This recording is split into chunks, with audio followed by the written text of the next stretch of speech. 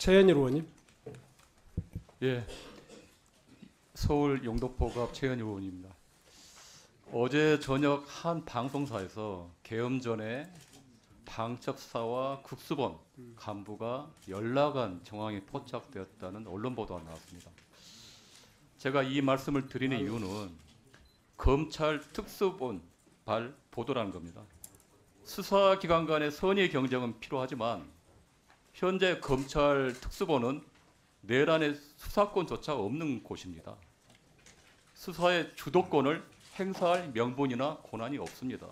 특히 윤 대통령이 아닌 김용현 전 장관이 내란을 주도했다는 취지로 유도신문을 한다는 소문까지 들리는 상황입니다. 위원장님께서 당부를 해주시기 바랍니다. 청장도 공석이 된 절체절명의 상황에서 내란의 유일한 수사 주체인 경찰청 국수본이 수사의 중심을 잡고 국민만 바라보고 공정하고 신속한 수사를 할 것을 독려하는 당부를 해 주시길 바랍니다. 이상입니다. 최현일 의원님 질의해 주시기 바랍니다.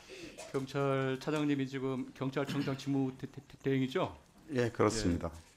지금 경찰청장, 서울청장, 대한민국 치안의 책임자, 경찰 조직의 지휘부 최고위층 2명이 구속에 갈리기로 했습니다. 그런데 이제 무엇보다 심각한 거는 경찰하면 이제 민중의 지팡이가 돼야 되는데 권력의 수족이 됐다는 비아냥이 있습니다. 경찰 헌장을 아시죠? 네, 알고 있습니다. 뭐라고 적혀 있나요? 한번 띄워주세요. 어떠한 불의나 불법과도 타협하지 않는 의로운 경찰, 오직 양심에 따라 법을 집행하는 공정한 경찰.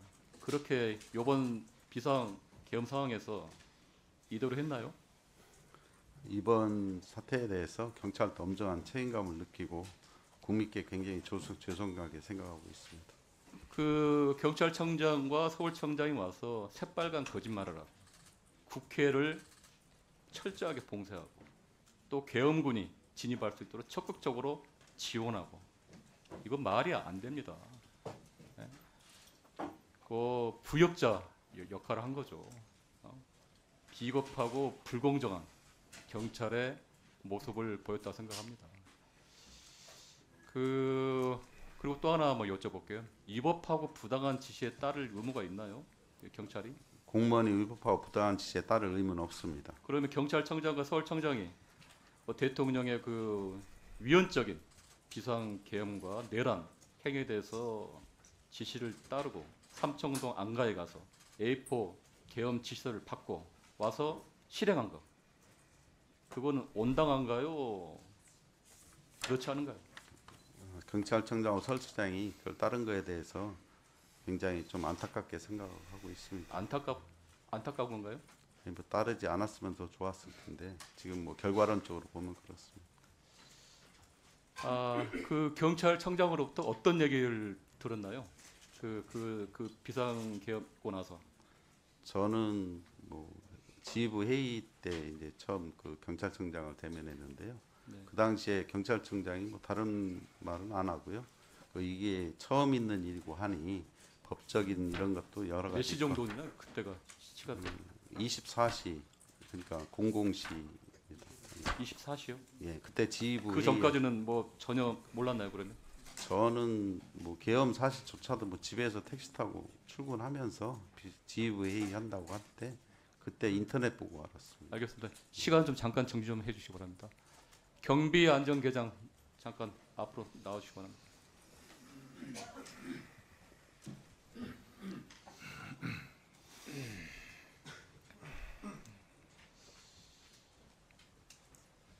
지금 보니까 서울청 지휘망 녹취록에 경비안전계장이 주로 무전을 전파하셨더라고요. 맞죠? 예, 그렇습니다. 어디서 했나요 주로? 어디에서 그런 상황 그런 지시하고 그랬어요? 저희 8층 서울경찰청 상황실이죠? 상황실에는 누구 있었나요? 최초 상황 이후에 한 누구 번씩 오셨습니다. 있었어요? 서울청장하고 예. 또 그다음에 차장님들이 순차적으로 도착하셨고요. 차장님들이 순차적으로 도착하셨고요. 몇 명이나 있었나요 그 안에? 확실하게 기억나는 것만 말씀드리면은 순서대로는 아닙니다. 이제 수사차장님은 제가 배웠고요. 좀 늦게 배웠던 것 같습니다. 그리고 행안차장님은 그보다 조금 일찍 오셨고. 네, 그러면 잠깐만요. 그러면 이 비상계엄을 언제 알았나요, 계장님은? 저는 TV에서 봤는데요. TV 제가 본 시점이 라이브였는지 뒷부분만 봤습니다. 라이브였는지 아니면은 리플레이였는지는. 근데 그 대국민 담화 포고령을 듣고 나서 이게 위헌적이고 위헌적인 내란 비상계엄이라는 걸 인식을 했나요? 저는 알지 못했습니다. 왜요? 제가 담당하는 업무가 아니기도 하고 어떠한 법률 절차가 진행되는 건지. 합법적이라고 생각했나요? 그러면 국회를 봉쇄하고 계엄군이 들어갈 수 진입하도록 지원을 하고 지시하고 그게 합법적이라고 생각을 했나요? 합법 불법에 대한 생각은 하지 못했습니다. 경찰대 나오셨죠? 예, 그렇습니다. 법학 공부했죠? 예, 그렇습니다. 그거 기본적인 거 아닌가요? 그러면 헌법 77조에 정부나 법원의 권한에 대해서는 조치를 할 수 있죠. 정당한 비상계엄이나 전제하에 국회에 대해서는 할 수가 없는 겁니다. 국회 출입을 방해하고 계엄군 진입을 협조하고 이거는 딱 내란죄예요. 내란죄. 내란죄 부하수행. 줏대 없이 다른 사람의 주장을 따라가는 것. 위법한 명령이더라도 대법원 판례에서는 이거는 내란죄 공범으로 적시하고 있습니다. 알고 계시나요? 사후에 알게 되었습니다. 네? 사후에 알게 되었습니다. 그 처음에 그 11시에 이제 11시 아니 10시 47분에 국회 봉쇄 출입 금지를 조치를 했죠. 예, 그렇습니다. 그때 누가 지시를 했나요? 그렇게 하라고. 김봉식 서울청장님께서 김봉식 서울청장 직접 지시한 건가요? 저한테 말씀하셔서 무전을 했습니다. 바로요. 지시하신 그 당시 서울청장이 A4 용지에 계엄 지시서를 갖고 있었나요? 그런 것은 보지 못했습니다. 뭐라고 긁던가요? 서울청장님이. 정확한 단어까지는 기억나지 않지만 일단 다 막으라는 취지의 말씀이셨습니다. 막아라. 예. 뭘 막으라는 뜻이었어요? 진입을 막아라. 누굴 막으라는 거예요? 당시까지만 해도 다른 설명을 하지 않으셨지만 시민들이 국회 안으로 국회 안쪽으로 진입하는 사람들 전원 차단하라. 그리고 경찰 버스로 차벽 설치하고 경찰서에 있는 행정 차량도 동원해라. 견인차도 활용해라. 그렇게 지시했죠? 예, 그렇습니다. 그게 본인 지금 다시 생각해도 그게 합법적인 조치라고 생각하나요? 말씀해 보세요. 그러니까. 깊이 있게 생각해 보지 못했습니다. 예? 깊이 있게 생각해 보지 못했습니다. 그냥 시키는 대로 하는 건가요? 그냥? 부끄럽지만 그렇습니다. 예? 부끄럽지만 그렇습니다. 부끄럽지만 그렇습니다. 말이 됩니까?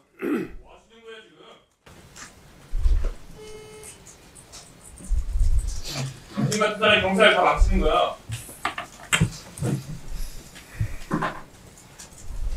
계엄군을 진입하는 거를 이렇게 도와달라고 한 건 어디로부터 연락을 받았나요? 청장님께서 저한테 말씀하셨습니다. 청장님께서 군인들 와 있으면 들여보내라고 하셨습니다. 그리고 만약에 계엄해제가 안 될 경우에 국회의원들 수방사, 지하벙커나 구금시설로 옮기라는 지시도 미리 받았나요? 전혀 그런 얘기는 듣지 못했습니다. 그런 논의가 있었나요? 벙커에서? 사무실에서? 전혀 없었습니다. 예, 그 수방사 대테러 특임대가 어떤 일을 하는지는 알고 계세요, 계장님? 상식적인 선으로 정도 뭐 하는 데라고 생각해요? 테러란 말이 들어갔는데 국회가 테러를 진압할 공간인가요?